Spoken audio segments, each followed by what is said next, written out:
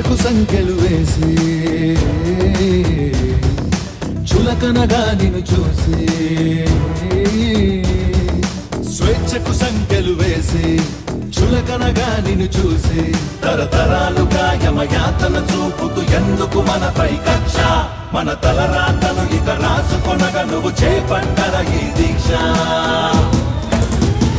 విప్లవమే విప్లవమే